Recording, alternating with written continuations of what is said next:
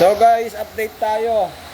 8 PM, November 9, 2025. Update tayo sa bagyong Uwan. No? So yan, ito na po no. So bisitahin natin yung solar panel natin mga ka-DIY. So dito tayo muna. So maawing-awing na dito oh. So grabe lakas. Alin na mga ka-DIY oh. Ayan mga ka-DIY oh. Lakas. Ang mga ka-DIY, kung nakikita nyo oh. Lakas. Ayan oh. Lakas ni bagyong Uwan. So i-update po kayo sa ating panel. Yun natin kung buhay pa. Ayun mga ka-DIY, okay pa yung solar panel natin. Hindi pa nalipad. So yung bubong natin, tinali natin para maging okay, maging safe. O yan, safe naman mga ka-DIY no. So tinali ko yan kasi baka sobrang lakas, di pa rin. Mas ready na kasi bago lang yung ating bubong. So yan.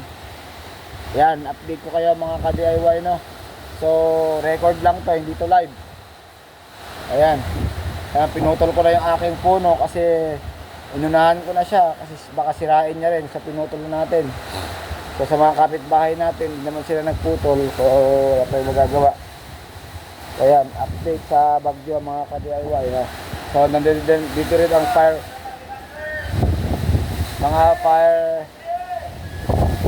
protection guys. Ayan. Yung ating yung ating barangay. Ayan.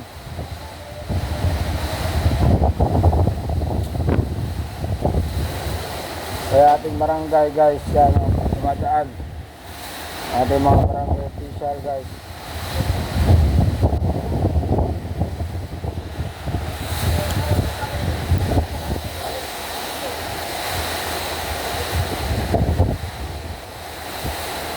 Ayan, kaya sa tatay sa evacuation.